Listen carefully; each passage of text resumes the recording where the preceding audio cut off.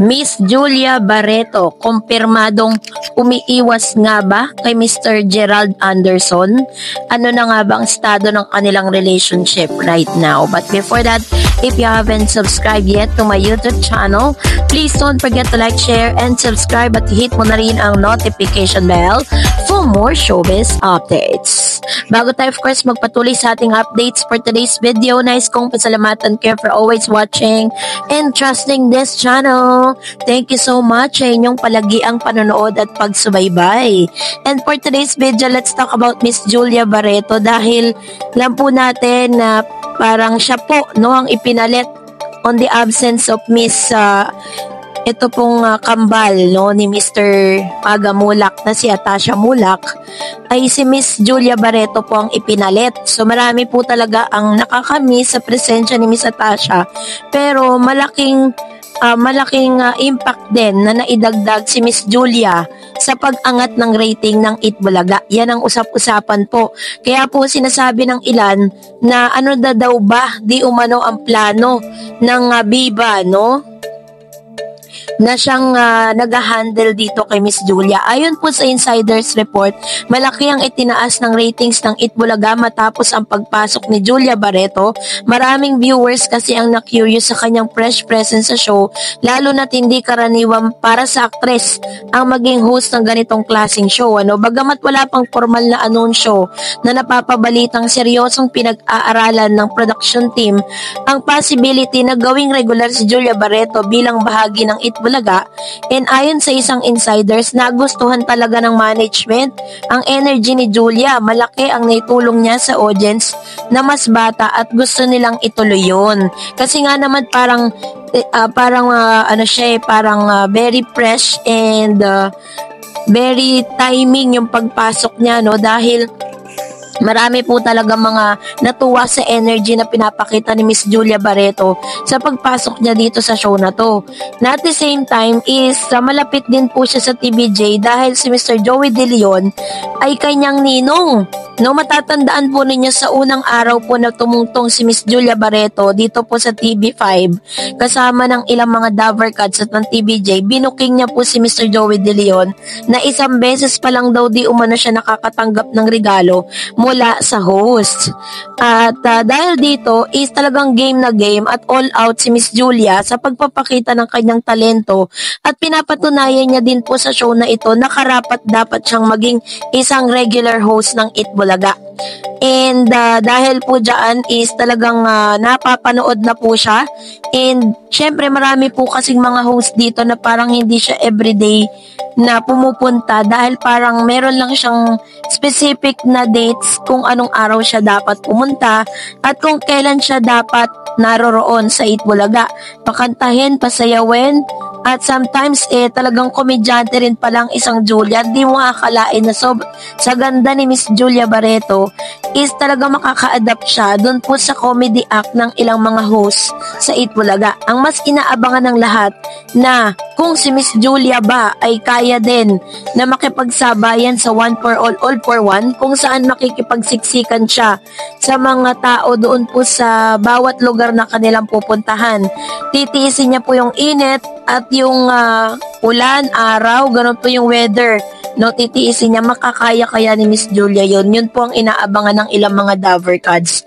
Pero aside from that, Miss Julia po, yung buhay kasi ni Julia is talagang open book po yan sa publiko. Alam natin na meron siyang problema sa kanyang tatay at isa sa mga updates nitong si Mr. Oji Diaz sa kanyang showbiz channel, sinabi nito na todo iwas ang ginagawa nitong si Miss Julia kay Mr. Gerald Anderson, kasi kinumpirma po nila na talagang may conflict na nagaganap between Gerald Anderson and Miss Julia Barreto. And according to Manay Christy Permin, may tinatawag po silang damage control kung saan sa mga interviews ni Mr. Gerald Anderson habang siya ay nagpo-promote ng kanya pong movie or serye na Scenes of the Father, ay sinasabi nito na in good terms sila ni Julia, na bagay na hindi pa naniniwalaan ng ilang mga netizen.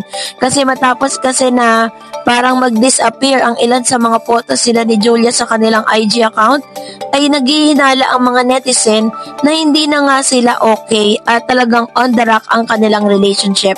At sa isang recent interview ni Mr. Gerald, sa hindi inaasang pangyayari nga, ay napaamin po siya ng host na talagang meron po silang tampuhan ni Miss Julia.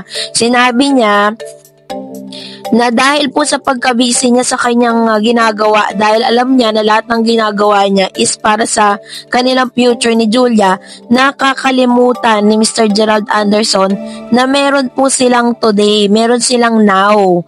So, si Miss Julia kasi parang very special sa kanya pag binibigyan siya ng time at dinidate siya, na bagay na nalilimutan ni Gerald. Yun yung sinasabi ni Gerald doon, na parang hindi niya lang kayang ilabas talaga kasi napaka-discreet at mas gusto niya sana silang maging private yung kanilang relationship at kung ano man yung conflict na meron sila.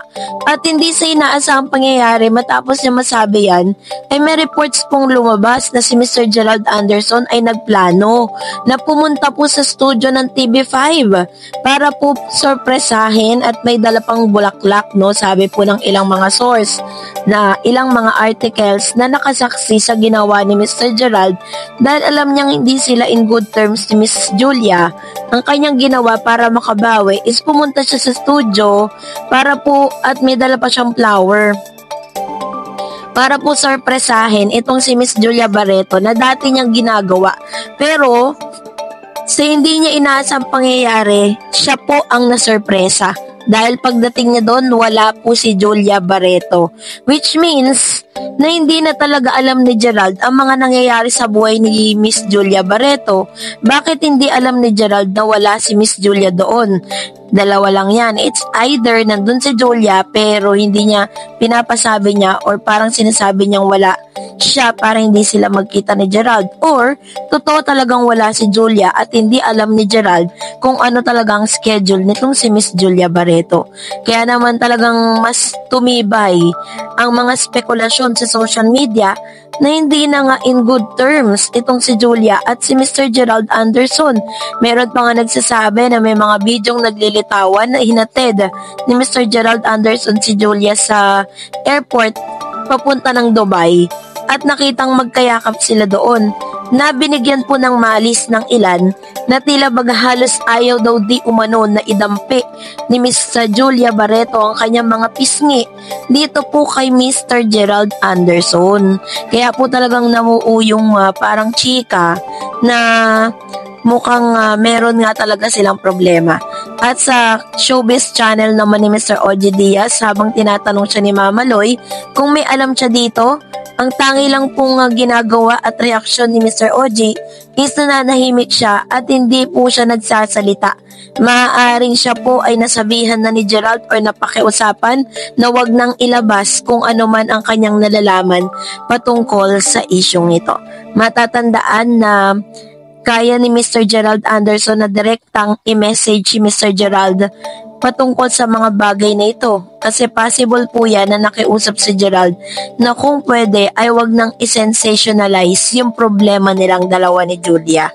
Kaya naman kayo na po ang humusga, no? Comment lang po kayo sa comment section. And that's it for today. For more videos and updates, please don't forget to like and subscribe. And please don't forget to follow my Facebook page, Dar Eds TV. God bless everyone!